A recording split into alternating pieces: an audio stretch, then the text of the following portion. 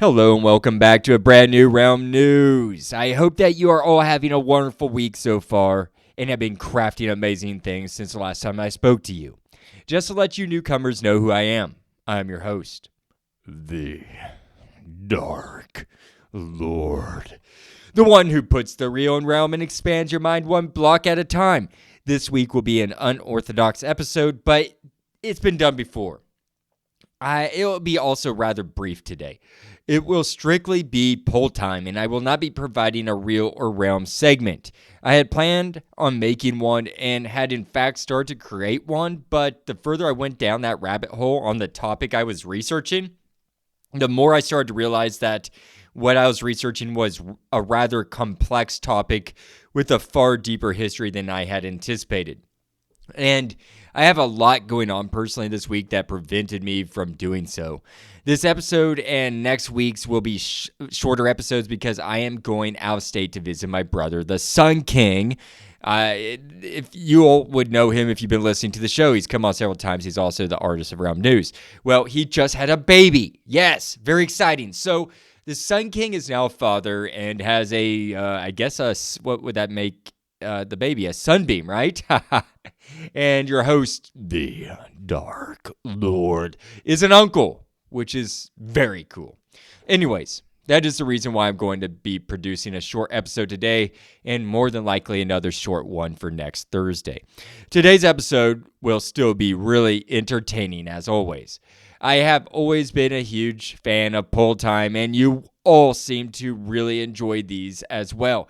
Or at least that is what I've received as feedback in the form of direct messages and comments, which I love.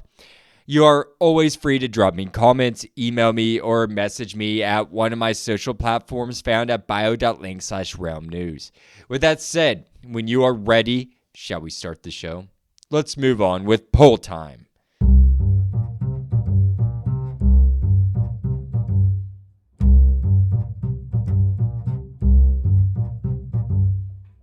It's poll time!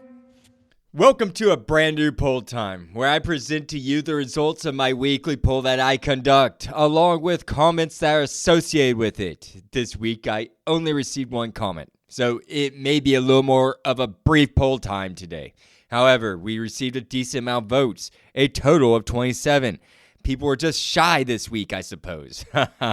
I would like to read to you what I posted on Reddit before reading the results and the comment. Here's what I said. Quote, "Hello, my friends and fellow crafters. I have another poll for you all today.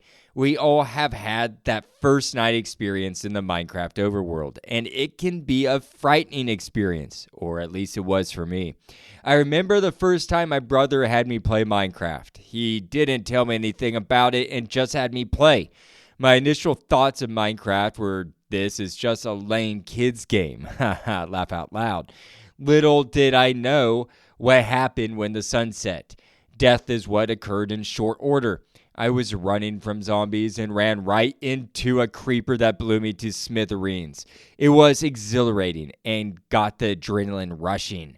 I was immediately captivated by the game after that. I am curious, how scared were you your first night in the overworld? I made a scale of 1 through 5, 1 being the least scared and 5 being the max scared. I was a 4, end quote. Yes, I remember that first night rather well. This was back in 2013 when my brother was just living across the street from me at the time. He asked if I wanted to come over and check out this new game that he just bought called Minecraft, a game I had never heard of at the time. So I went across the street and checked it out. I have said this before on the show, but I will say this again. I didn't think that I would like this game based off its face value at first glance. It wasn't until we started a brand new world and I found myself in the middle of some woods. I started walking around and my brother told me that I needed to punch a tree to break it into wood in order to obtain it as a resource to craft things. Right there, I just learned that we had to craft or make everything ourselves in order to survive this open sandbox world. This type of game was incredibly new to me, and it was very thrilling. I started to punch all sorts of trees and then made my first crafting table. Then I started to make some wood tools and went off to break rocks. My brother mentioned that we needed to hurry up and try to find some sheep for wool in order to craft a bed before nightfall. I believe that he kept out the information that hostels came out at night. I think he let me find that out for myself. I don't remember that, but when it started to become dark, and I found that I had no shelter. I had a bunch of dirt but nowhere to rest and no wool for a bed. There's just turned out to be a grave error in my part. I was scrambling to build a dirt hut when my brother and I encountered the iconic creeper for the first time. It was that and boom, that scared the daylights out of me. Prior to the explosion from the creeper, I was terrified by what was occurring around the overworld after that sunset. The zombies and skeletons were something I didn't expect. These hostile mobs totally caught me off guard. But it was thrilling, and it had a new element to it that no other game had at the time, nor does today. The melodic tunes that accompany the apocalyptic world adds its own level of mental terror to this blocky, heavily pixelated game. That's part of my reasoning why I gave this game a 4 out of 5, 5 being the scariest rating. It is all about that suspense that builds and a tinge of never-ending paranoia of what you will encounter that made me give it this high of a scare rating. I would love to hear what you rate your first night in the overworld. If it wasn't for all the hostile mobs that keep me on edge, I don't know if I would enjoy this game as much as I do. With that said, let's read off the results. As I just stated, I made a scale 1 through 5, 1 being the least scared and 5 being the max. 3 groups tied in votes here. These are the votes in ascending order from least to most scared group. The level 1 group, the least scared, received 5 votes. Then level 2 got 4 votes. Level 3, 6 votes. Level 4, 6 votes. And level 5, max scared, 6 votes. Talk about a mix of votes, people. Group 2 received the least amount of votes, which is rather funny to me. This group of people thought that their first night was just slightly scary. But the group that had the second most votes was the level 1, which is the least scared group with 14.8% of the voting pool. Many people thought their first night playing Minecraft was not scary at all. These are some tough people, in my opinion. I mean, come on. I mean, I don't know who couldn't be scared playing Minecraft for the first time. And the levels 3 through 5 all scored with 6 votes or 22.22% of the votes each. Level 3 would be medium scared, and level 4 and 5 would obviously be considered the more scared side of the scale. So it's safe to say that the majority of people are quite scared playing their first night in Minecraft. It makes sense. The overworld is a scary place that is infested with all sorts of nefarious creatures that want to harm you. And as I said, the music enhances that scary experience in such a surreal way. Now that we have broken down the results, I would like to now go on to reading off our only comment that we have received on this poll today. It comes from a person who is becoming a regular on Realm News' contributor in the comment section. Big into Science, who has a 1% contributor badge, says, quote, "It's been years. I think I remember seeing monsters start to spawn and burrowing into the side of a hill.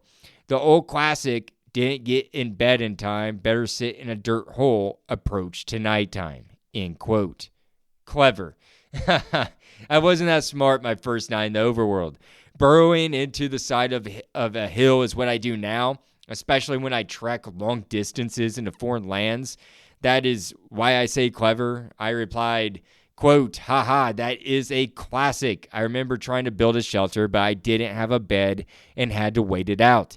This was after I died a couple times. LOL," end quote. And I did. I died a few times before making a bed, or at least that is what I tend to remember about my first time playing Minecraft on the first night in the overworld. Big into Science replied back by saying, quote, "I still wind up doing that sometimes. especially if I'm playing modded and don't want to find out what the stuff that comes out at night does yet when my equipment consists of a dozen blocks of dirt and a stone pick. End quote. It happens to the best of us, buddy. It happens to me too often still today. Big into science, thank you so much for contributing to the show by sharing your comments.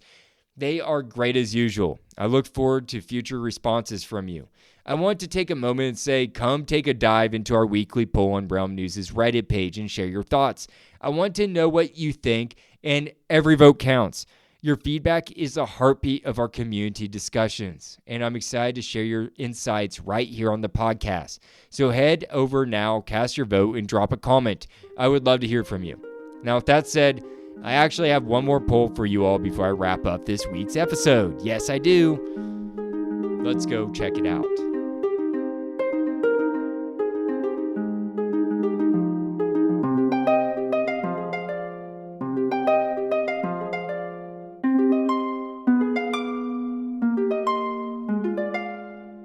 It's poll time. Part 2. 2. I thought, hey, Dark Lord, you need to add some more to this episode. Make it even better with 2 polls. Well, here it is, folks. Poll time numero 2. Allow me to read off what I posted to the community. Quote, do you use tripwire hooks? End quote. I said that I have never used them before, and that still remains true to this day. I was pleased to see a good turnout to the poll, though, with a vote count of 50. I was very pleased to see the outcome. Let's read off the results. I presented 3 options: yes, no, and occasionally. I shall start with the loser, which is the yes group. They only received 5 votes altogether. This honestly does not shock me too much. Why, you may be asking? Well, I just have not heard many people anywhere, like any of my socials, Reddit, X, Blue Sky, emails, nowhere mention that they use tripwire hooks. It's almost like they don't exist. However, they do have their uses. For example, you could use tripwire hooks to craft crossbows. The recipe for a crossbow is 3 sticks, 2 strings, 1 tripwire hook, and 1 iron ingot. You can also use a tripwire hook to craft something called a trap chest. All you do is combine a tripwire hook with a chest and it will create a trap chest. I've never heard of this before. So I looked into it and it turns out that a trap chest can be hooked up to redstone in order to make redstone contraptions. It was extremely interesting to discover this, and I will have to play around with them later. Perhaps I'll make a short episode over the tripwire hook in a future episode. Anyways, I would have thought that more people would be crafting their own crossbows at least, but I suppose many people, especially more advanced players, probably have a pillager farm and collect more crossbows than they know what to do with. From what I ascertained, not many people use the tripwire hook as an actual booby trap, but for other means. Other people have told me that they are useless in Survivor multiplayer because they are too obvious. They are not very concealable, so your enemy can easily detect them. Now, moving on to second place out of the 3 is the occasional group with 11 votes. That is a little bit of an improvement. At least people are using them every once in a while. If I were to guess, I bet they use it 1 or 2 times just to see how it works and get bored with it. Moving into first place with 34 votes is the no group. This was a shock to me. Typically, based off past votes, people tend to say yes, they use the objects as opposed to the no group. This must truly be an obscure item in Minecraft for it to not be used. It says something to have a 68% disapproval rate. Let's move on to comments. And I only have one comment on this poll as well, and it comes from a person who goes by Pancake, who says, quote, TBH, I use them mostly on a sideways barrel, as it looks like a tap, like a beer barrel in a pub build or in castle cellars, end quote. Talk about an artistic approach to creating a new type of a block. I thought that was just very creative. It always amazes me to see how people make themed buildings or shops in Minecraft. Their attention to detail is astonishing.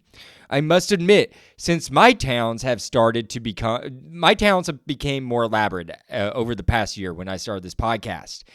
The designs of my cities are becoming more spacious as well.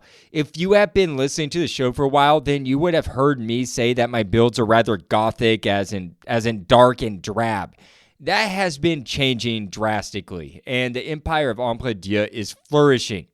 Thank you, Pancake, for that amazing comment. You have me inspired to go create a pub in my kingdom.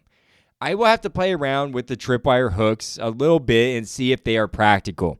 I have plenty of crossbows from attacking pillagers, but I am going to investigate these trap chests. With that said, that's all I have for today's episode, my friends. Not the longest realm news, but once I get back from Colorado, I will be getting the show back on a more regular routine. For now, I wish you all a great rest of your day and happy crafting. The Dark Lord, signing out.